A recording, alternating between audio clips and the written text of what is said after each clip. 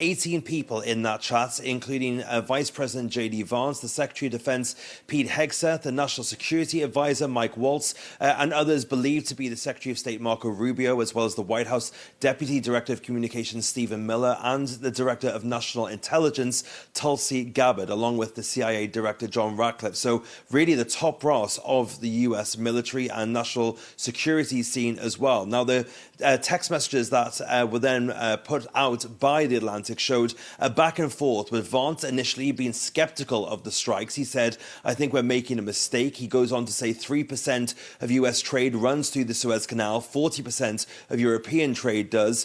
He said this is a real risk that the public doesn't understand this or why it's necessary. The strongest reason to do this, as POTUS said, is to send a message. So there appeared to be some daylight, however, between Vance and the president, where he said, "I'm not sure the president is aware of how inconsistent this is with his message on Europe right now." He went on to list some other concerns, including the spike in oil prices if the strike indeed went ahead, which it did. Hegseth, the Secretary of Defense, replied to Vance saying, "I understand your concerns," and he argued that the messaging is going to be rough no matter what. Nobody knows who the Houthis are, which is why we would need to stay focused on one, Biden failed, and two, Iran funded. Vance seemingly then backed down, saying, "If you think we should do it, let's go. I just hate bailing Europe out again."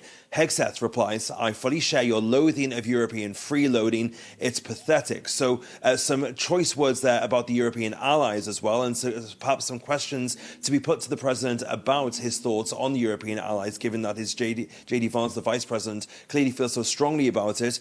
Well, Vance's team has since downplayed the appearance of daylight between him and the president in these messages, and the reporter who put this out, Jeffrey Goldberg, said that he believes that he was added to this mistakenly because his name on Signal was his initials, JG, which are the same initials as Jameson Greer, the top US trade representative who often attends National Security Council meetings. And if that's true, that is certainly a stunning oversight by whoever set up this Signal group, and it's certainly a stunning story and leak of national security as well.